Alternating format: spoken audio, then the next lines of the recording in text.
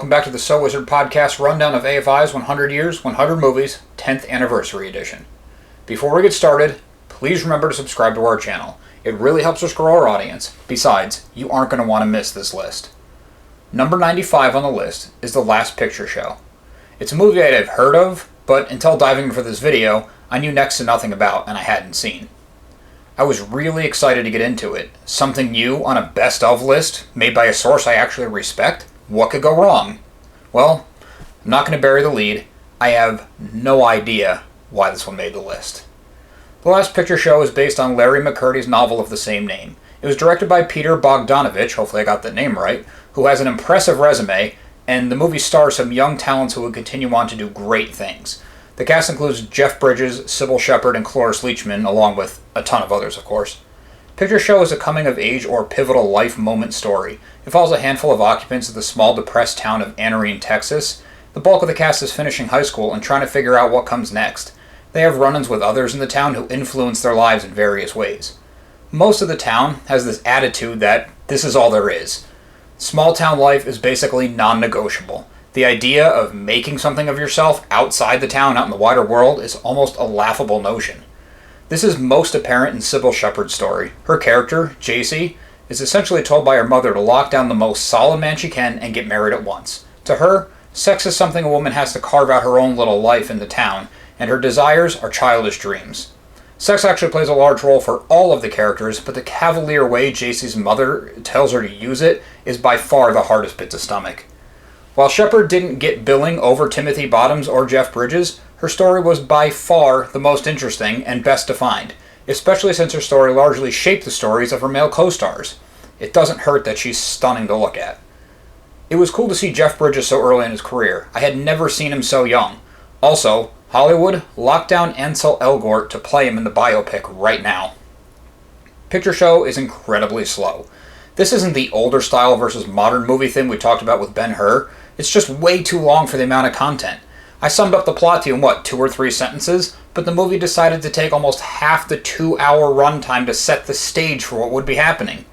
The pacing issues made it tough enough to stay fully invested in the movie, but I also felt no connection to the characters for a solid 90 minutes. Eventually, I kind of wanted to see how things turned out for Jacy, but it was like watching a car crash right before it happens, in slow motion. You know what's coming, you know how it'll likely end up, and you're powerless to stop it. I found most of the movie disjointed and irritating to follow. Not difficult to follow, mind you, but it has inconsistent time jumps and no real indication as to what is happening when. Is this the next day? The same weekend? Oh, it's 3 months later. Okay, I guess that's where we're going. Everything you need is there for you to keep up with the plot, but you shouldn't spend 3/4 of every scene trying to gauge where it lands and why people are acting the way they are with each other. Along with the awkward storytelling and the pacing, felt all over the place. I was forcing my mind to stay in the movie for long runs of it. I had a digital HD rental through Amazon, and the term high definition has rarely been misappropriated so severely. No care was put into cleaning up the film. The picture quality was terrible, the audio was worse.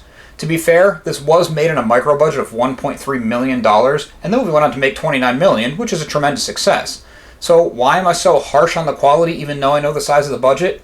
It's because this is a best of list from a reputable source, along with favorable reviews from all the major current online aggregators.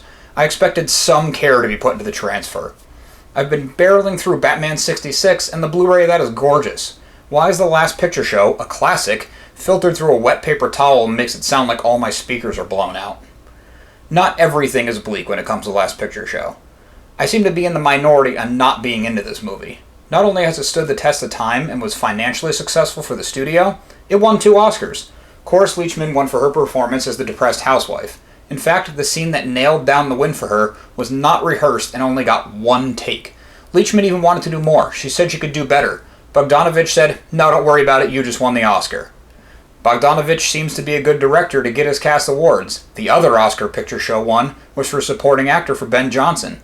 Johnson won this award with less than 10 minutes of screen time, which is a record short performance for the Oscar.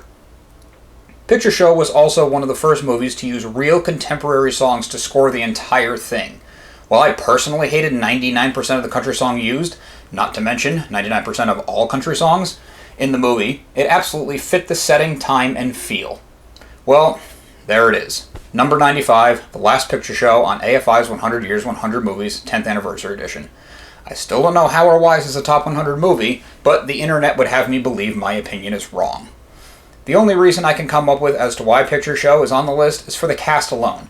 Many faces made their debut, and many others were very early in their career. I don't think this is a measure for a great film necessarily, but I don't need to harp on about that again. Thanks for watching. Make sure to subscribe to our channel for more.